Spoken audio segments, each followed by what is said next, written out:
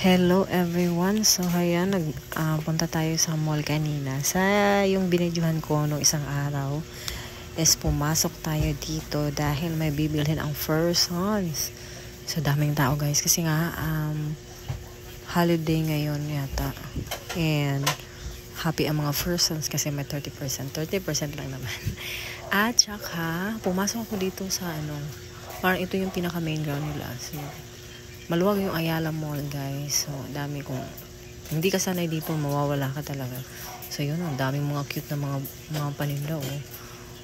So ayan, lumabas ako ulit kasi nagandahan ako dito sa may tumunog. Nagandahan ako dito sa may dito guys, yung sa tunga nila guys, may dito. Yung decorations nila, parang plaza. Pinaka-plaza nila at mayroong Christmas tree. So sa gilid niya guys is mayroon ding mga paninda na mga pagkain, mga souvenirs o kahit anong paman. Nandyan yan sa labas.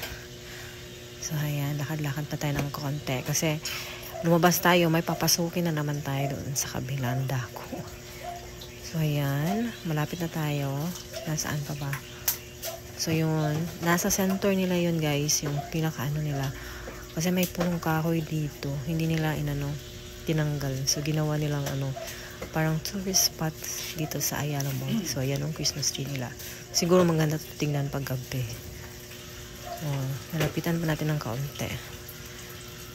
Pero hindi na masyadong malapit. So ipa-video ko lang yan pag na gabi para makita natin kung anong ilaw na makikita natin dyan sa mall na yan. So yan lang muna. And guys, ganda ng Christmas tree ng Ayala Mall.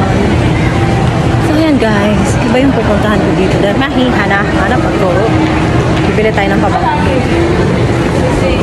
So may mga subasta din sila dyan. Diba? Tayo sa isang pabanguhan. Buwan isa sa taas.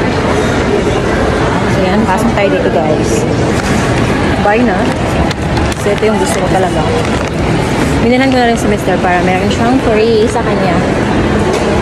Hindi pa naman na-drapen siya. Oops. Okay ba? Kaya wala tayong mapili doon. So balik tayo. Punta tayo sa ating locker para mag-make up at mag-flip ng kaamit.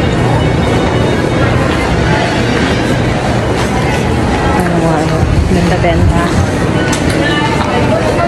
Ano bang amoy dito sa labas? May mga gift.